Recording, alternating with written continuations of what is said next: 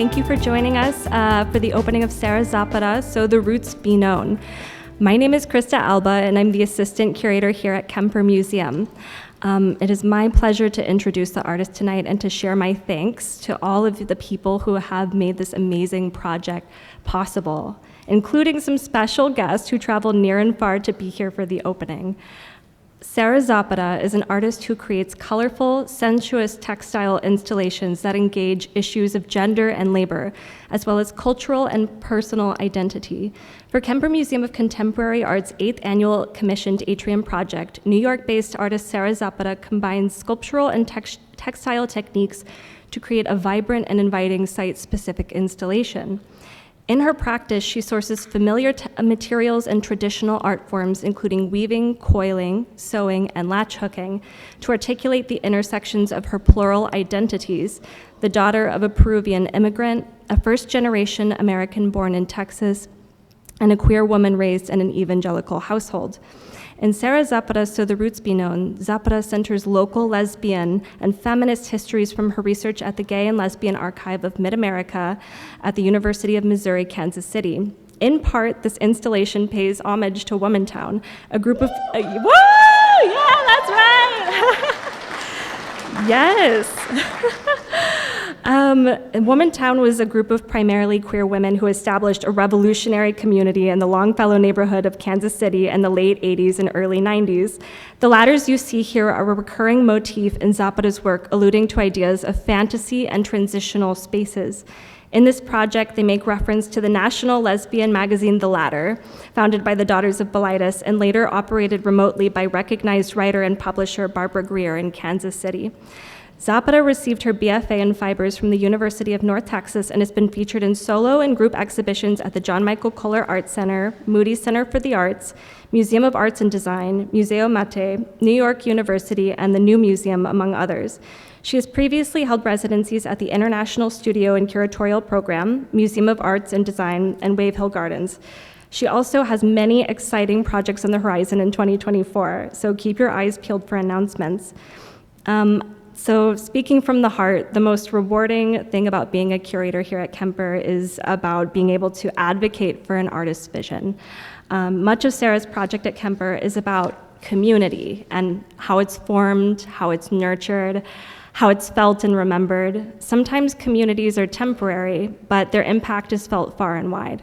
I would like to take a second to acknowledge the many communities that made this installation possible today. First and foremost, this project wouldn't exist without the legendary women of Womontown, so let's give another shout! Woo! We are so lucky. We are so lucky to have some of the residents of Womontown in our company tonight, including founders Drea Nadelsky and Marianne Hopper, and arts educator Sue Moreno, who joined Womontown, with her partner Bev in the 90s. If you were a resident of Womontown, please stand so we can acknowledge and celebrate you. Please stand.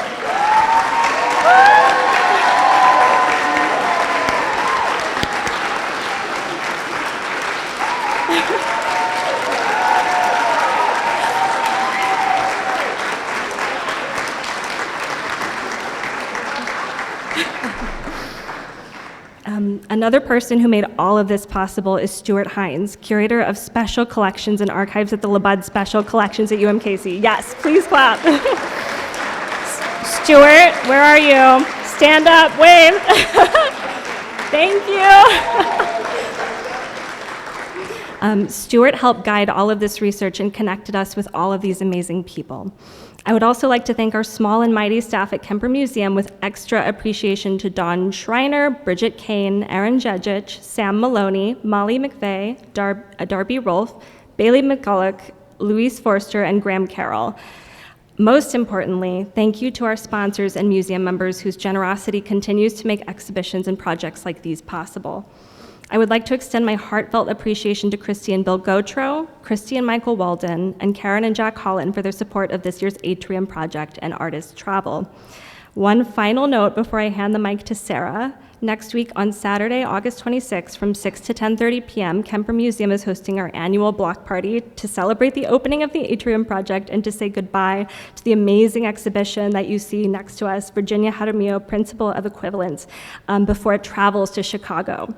There are going to be plenty of fun games and art-making activities, delicious food, and a screening of Black Panther Wakanda Forever on the front lawn. So now that the housekeeping is over, I'm so proud to welcome Sarah Zapata to the stage for an artist talk, followed by a Q&A session. Give it up for Sarah.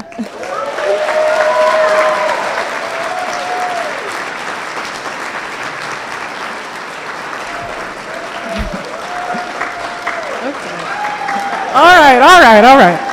Thank you so much. Thank y'all all so much for being here, and I'm so excited to share this work with you and to talk a little bit more about how we got here. So I'm gonna go ahead and start with these pieces that I call Gargoyles. So I really started working with these panels after the beginning of the pandemic. Prior to the COVID pandemic, my work was very interactive. People were able to touch the work, to spend time on it, and it was really about how it could be activated by the viewer. I think with textiles, there's such a rich history that exists, but there's also such a sense of ownership that every person has over the material. So I really wanted to explore what that was like. But after COVID, it felt like that just was not safe. And so really, I was thinking about how my work could physically be very removed from the viewer. And so I'm always thinking about architecture and how to take architectural elements and how they translate to textiles, thinking about how textiles can adorn the space rather than adorning the body, to direct the body through the space. So these gargoyle panels were about 9 feet above the viewer, initially when they were shown. This was here in New York for this group exhibition that was multi-generational artists that were all Latinx working in abstraction. And so I had really wanted to go back to sort of foundational working elements of my practice, which for me was weaving. And so when I started the pandemic, I was working on a solo show in Lima, which had been a lifelong dream. My family's from Peru, and so it had always been something that I wanted to do there. And really in March 2020, you know, the world was our oyster and we flew too close to the sun. And the work basically never came to fruition, and regulations there were very strict. I had to get government documentation to come back to the United States, and I flew back to New York when there were literally 1,000 people dying a day. So it just felt like art was just this completely useless thing, and it was through weaving that I really found my way back to working. So really, in thinking about this new paradigm shift I feel we have in our world, I had been realizing I was thinking about fear a lot more. And so for me, I really felt like I needed to really face the dragon and think about what I was afraid of. And being raised an evangelical Christian, I was very scared of the Book of Revelation. And I think it's sort of an anomaly. It's apocalyptic text. It's very vivid. It's a strange book, of course, but it also has a lot of imagery. And so what I really wanted to think about was how color was represented and how these sort of disparate ideas represented through color could coexist in these stripes. And so that manifested into this exhibition that was at Kohler. This was, it just came down at the beginning of this year. And so I really wanted to think about how space could be occupied two things at the same time. I think as I'm always thinking about my experience through the world, it's always about these two seemingly disparate ideas and how to really exist within the in-between, and I think that's relatable to a lot of people. I think rather than trying to sort of jump to the definition, it's about how to feel comfortable in the lack of definition. And so I'm always thinking about how the space really can be a way to articulate what's going on. And so with this work, there were ruins, these forms that I call ruins that were on the ground, as well as being mirrored up on the ceiling as well.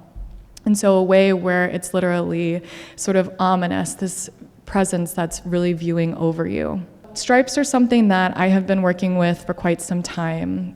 Stripes are a very loaded fabric. There's biblical text that talks about how one should not wear a cloth that's made of two.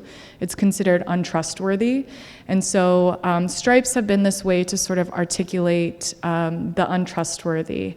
And so from the medieval period onward, people who were on the fringes of society were made to wear stripes, be them prostitutes, poor people, jesters. And from that lineage, we actually get the American flag in a way to articulate rebellion, as well as the jail stripe.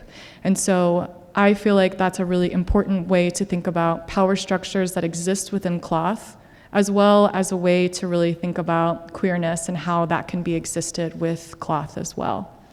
And so really using stripes as a way to adorn the space as well as the cloth itself. And so we, of course, had these gargoyles, which, going back to this idea of existing in two places in one time, they were meant to really exist only in corners. And so they're a way to really straddle these two spaces at one time while also occupying something very specific. And so the space was divided in between the red and purple side, which red in Revelation it's talked about as being this very sort of blood, gory situation, as well as purple being more a marker of royalty. And then the neutral side, which is black and white, brown, gray, it's obviously that sort of specific good and evil, clean and pure, pure and dirty.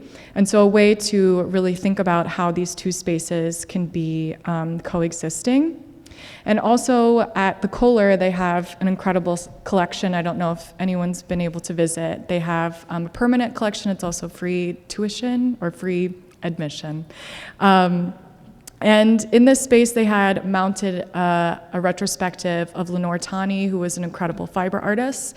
And in this space, they had mounted one of her cloud works, which was this very beautiful ethereal work where it was just string hanging from the ceiling that responded with thread, with the body walking through the space. And so I very much wanted to pay homage to her work and have the space also occupied from the ceiling. And so after that show, I think I was still very much in the book of Revelation and really how to think about really simple sort of terms of architecture and how to really have this idea of heaven and earth and how that could be articulated with textiles and through sort of very simple architecture. I had really come to the idea of columns and thinking about Jacob's ladder and these ladders that exist. Jacob's ladder, I think, is an important story as well. It's a story that exists within the Old Testament, within Judaism, as well as in the Islam tradition. So it's a way I feel like that also connects a lot of different cultures and history. I wanted color to really just be all over the place as a way to speak to, I think, the excess that this show lacked, as well as also occupied, and how these columns really could be something that was seen as perhaps necessary to the structure, or it's just a way to, I think, play with the viewer of what is supposed to be there and what's not, and how that really can interact with the ladders as well. With these works, they had hand-woven cloth that was sewn and stuffed to mimic sort of bodily features and also play with this idea of the hard and soft, this sort of very strong curves that come with the weavings as well as the corners that are very specific. And then these forms that are tufted faces that I think of as being almost stained glass windows. And so they also occupy the ladders, and really this idea of Jacob's ladder, which was a sort of dream that came to Jacob of a ladder connecting heaven and earth with these angels going up and down the space. I wanted the ladder to look sort of like it was meant to be there, or you could climb up it, but and at the top was this sort of video with like feet touching the rugs as well to speak to, I think, the sensuous nature of these pieces, and I think also give the viewer that satisfaction of touching it without actually touching the work. And the faces also come from these pre-Columbian figures, and thinking about very much how stained glass windows depict these very quaint narratives. What does it look like when it comes from sort of an anti-hero, anti-gender society, and those figures are represented rather than sort of biblical narratives? When I got the opportunity to come to Kansas City to work on this show, Krista was so wonderful, the curator. She had really encouraged me to investigate how this work would respond specifically to Kansas City. And so it was truly, I feel, fate. I wish that there was this incredible romantic story of how I came upon these works, but it was truly just a night of I couldn't sleep, and so I decided to work. I'm a Capricorn, and it's always an opportunity. And so I had seen that she had sent UMKC libraries as a possible resource, and saw that they had a gay and lesbian archive. And so I looked further on the website, and they had said that they had some work of Barbara Grier and Womontown, and I had never heard of Womontown. So I started reading a little bit further about it, and then sent an email to Stuart, who was so incredible to work with and pulling materials for me. But I really liked these two ideas and how to really think about lesbian identity and world building. And with Womontown, I think that it's a very physical manifestation of world building. And with Barbara Grier, I feel like it's world building through the lens of text and literature. And I think that that is a very important also way of building one's community. When I saw that she had been an editor for the latter, I felt like that was exactly where I needed to be. It was a sign that I continued to work with ladders. And it was really wonderful to see a lot of these back issues. Some of them were from the 50s all the way, I think, to the 80s or 90s. I could be wrong. But I, of course, took a photo of this one where there was an article from 1957 that talked about butch femme and how everyone was already tired of those terms. And I just thought that was so incredible, because I feel like we're still talking about how tired we are of butch and femme. And so it's just, I think it was really wonderful to see, I think, a lot of these like very sort of like humanistic expressions. And again, thinking about world building and how comforting and interesting and critical as well it was to read some of these texts. And just how that could be truly a lifeline to individuals. The latter, that title comes from, it's a reference to The Well of Loneliness, which it's thought to be the first lesbian novel that was published. It's a very tragic story about a British lesbian. World War I is in it. It's very sad. But the latter was meant to say that it was what pulls you out of the well of loneliness. And so I loved that positivity and how it could really be a light to those who needed it at that time. Really looking into Womontown, it was very interesting, I think, to see how this was representative, or not representative, of people's lives, but to see this map of existence. And so this was the map that they provided, I believe, for people who wanted to come here. And that in itself, I feel like, looked like a striped textile. It really had this beautiful sort of quilt aspect to it already.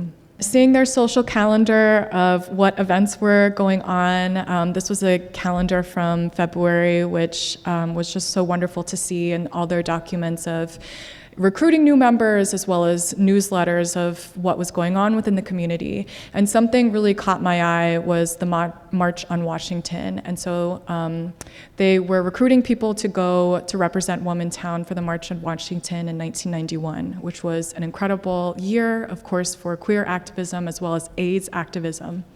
And so I later got to see images from when they were there and representing Kansas City on the March on Washington. Really, when I came into the archives, I didn't know what I was going to be doing aside from ladders, but it was really this image that I felt like really marked what the path was going to be with this work. And so purple was a color that they used for their banners. I just found out that they painted a community center wall this color purple in meeting some of the members. And then tulips were used also as a way to sort of signify their existence within the neighborhood. As they were beautifying the neighborhood, they were also adding these tulips, which I also think is an incredible lesbian flower. And so also a really beautiful sort of marking of that. And I found this incredible image of the AIDS quilts, which I think is something that I continue to look towards. It's a very important, I think, example of textile as monument, as well as a way to use textiles as a political means. And there's an incredible essay by Julia Bryan Wilson all about the AIDS quilt. It was actually, and continues to be, a very contentious object, but it also continues to be something that's incredibly healing and an incredible document. And so I think seeing this lineage within this community, I felt truly honored. And so when I came back to New York, I really was thinking about how all of this could exist as a space. And so I wanted the ladders really to be, again, sort of, some of them appear to be functional and some of them are coming off of the wall, to perpetuate this idea of what's useful and what's not. I like ladders and how they nod to a sort of traditional presentation of textiles, as well as I think of them as being this like very simple, unchanged technology, very similar to hand weaving. It's something that has been in existence for a long time, and it's also an object that connects two spaces at one time. And so I think that it's this sort of beautiful representation of sort of the simplicity and the plasticity of tradition. These are some of the textiles that are being woven for the panels as well as the ladder rugs. And so again, I really was interested in working with stripes. And the stripes have also come to sort of vacillate into other stripe patterns. And going back to the biblical text, it really explains sort of their untrustworthiness is because you don't know which is the foreground and which is the background.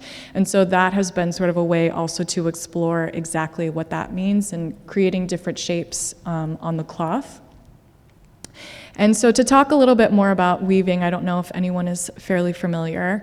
So I work exclusively on 8 harness floor looms. It's a very American style loom that yields a lot of different cloth. And so on the left is my loom in Brooklyn, and then on the right is what a weaving pattern looks like. And so when you're weaving, the top bar, that is representative of each harness. And so when you're threading the loom, you thread into that order. And then the diagram at the top right, that is representative of what petals are connected to what harnesses. And then the diagram going down on the right is what order you petal the harnesses. And so there's many different ways and many different cloths that you can yield.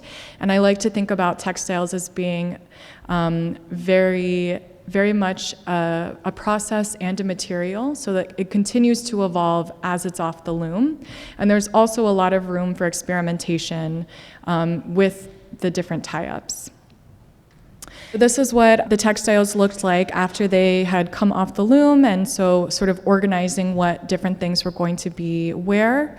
Usually after the textiles are woven, they're then cut into segments and then divided by color and then sewn onto the panels. The next stage is where they each get cut up into different sizes. I think it's important for me to cut up the textiles. It's very much not what you're supposed to do, but I think that's the point. And thinking about something that is so seemingly precious and how the value doesn't change as it continues to evolve into something else. And so after the textiles are cut, then they are sewn to the panels, which look so ugly, but that's just how I see them the longest. They look so much better once they're stretched, but it's a way to think about how they can create these different shapes and almost textiles as a collage as they get stuffed. This is the last slide, but this is what all of the ladder rugs looked like before they were filled in with the yarn. So it's really about thinking about yarn as this incredible material and how that in itself is very much speaks to value systems. Think about what is allowed to be made art and the difference between an acrylic painting and something that's made with acrylic yarn. There's a value system inherent to the material. And so for me, it's very important to use a very specific sort of craft yarn because it's something that's very accessible. And rather than women's work as being something diminutive, it's about taking up as much space as possible and being very much forward with the hand that's a part of this tradition but continues to understand how that can evolve and change. So thank you so much.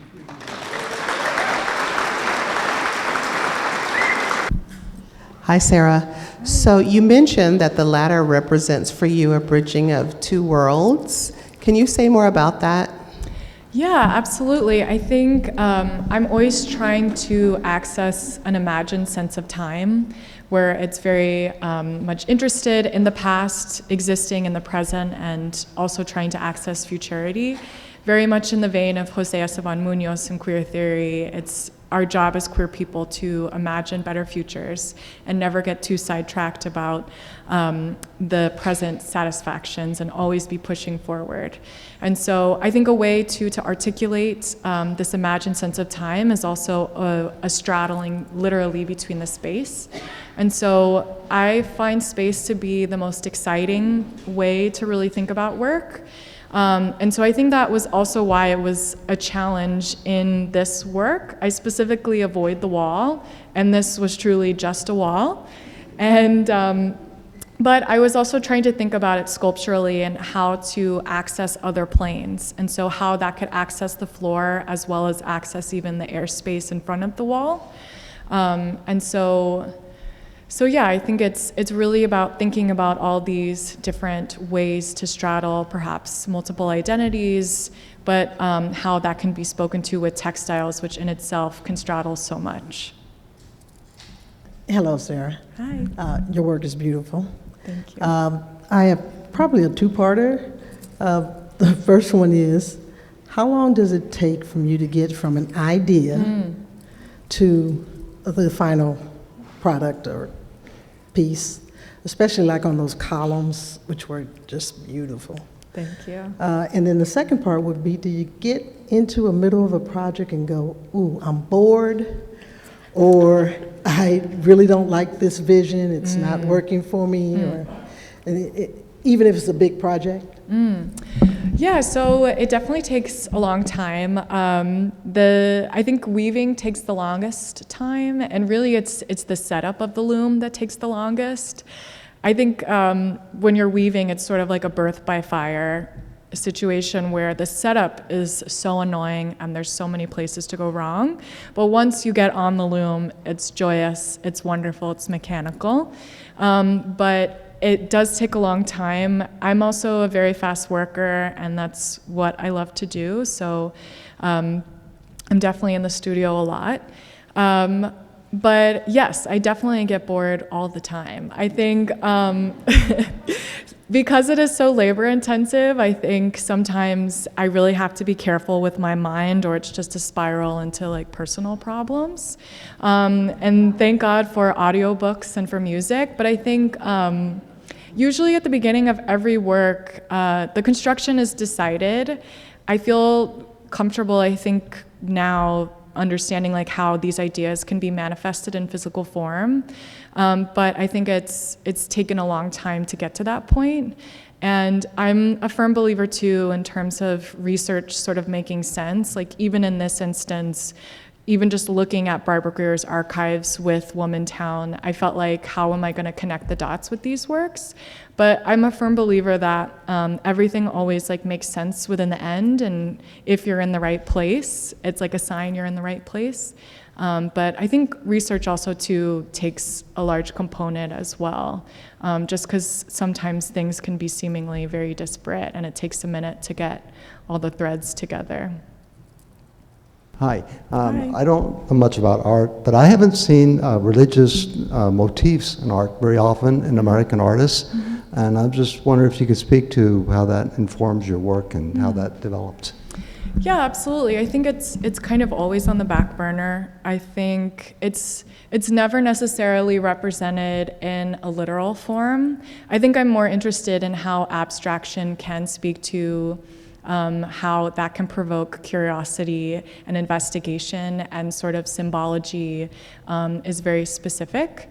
But I think that's definitely why the work started out as so labor intensive. I think guilt was something that I was really dealing with as a young person, and labor felt like almost like a way to absolve that. And so I think that certainly I'm still very interested in thinking about power structures that are represented within Christianity, as well as it continues to be something that is weaponized against queer people, against immigrants, and against a lot of people in this country.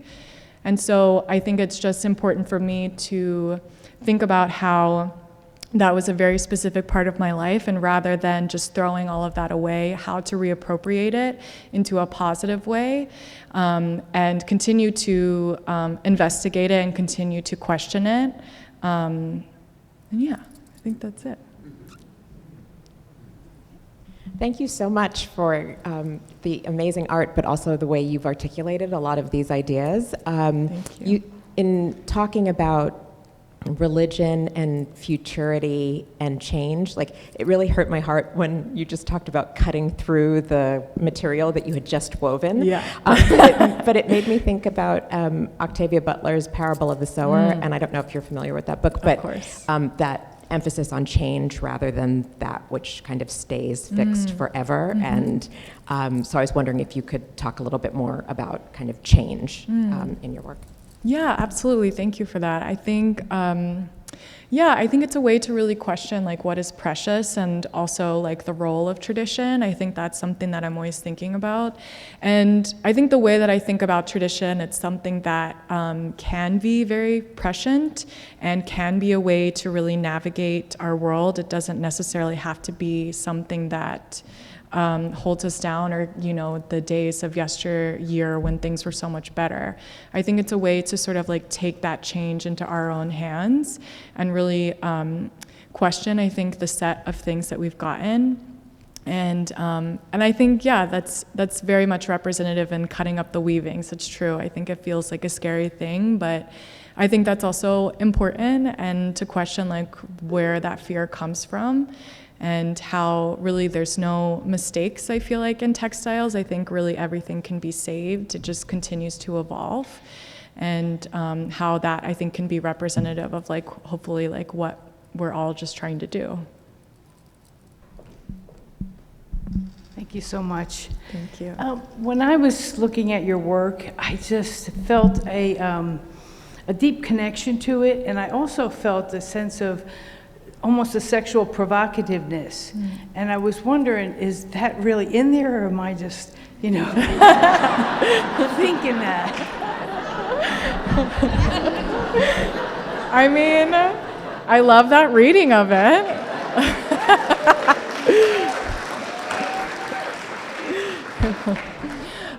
That's amazing. I think definitely, I think that's kind of what the video from the column show was really speaking to. There's an inherent sort of like sensuous nature that exists within textiles and with textile making. So I think absolutely that's accurate, and I love that. Thank you. For me, there's a divine sense of wisdom in what you're saying about your work, and I was wondering, I feel like that's what many great artists have, and I was wondering how you kind of cultivated that and how you stay confident in that, because I feel like that's something that some people don't even tap into until later in life, and just how you kind of keep that going within everything that you do with your work. Yeah, well, thank you so much. I think my calmness is red for confidence, but I think really after I got out of school, I moved to New York straight there, and really having so many resources of just going to the library, or there was this website called like Platform for Pedagogy, where it would just post like all of these free lectures that were available throughout the city. And I hated school. I absolutely was awful at it. And I think really being able to be somewhere and learn about different things that I didn't even know existed was really exciting. Like queer theory, Latinx theory, like so much that was available. And so I think that's really what I'm always trying to provoke within my work, is that curiosity in investigation. Like, I'm so thankful that I know about Womontown now. I think I've met so many people that are from Kansas City that didn't even know that it existed. And so I think that that is also important too, of provoking this curiosity within investigating, and we're not alone, we've never been alone, and really sort of like finding your tribe and then going crazy in text, you know? Or whatever that means for you. But yeah, I think it's really about finding what makes sense for you. I always tell students, like, when I first moved to New York, everyone was making like very sort of like precious work with trash, and I didn't know anyone who was working with textiles. And so I was just very confused as to what I was doing, and it was really, at one point I was just like, this is all I got. I might as well just like do what makes sense. And so once I sort of like stopped being afraid of who I was, I feel like that's when everything changed. And I feel like when you can find that within yourself and you have that like authenticity, sense of self, then the world is yours. Okay, well, thank you all so much.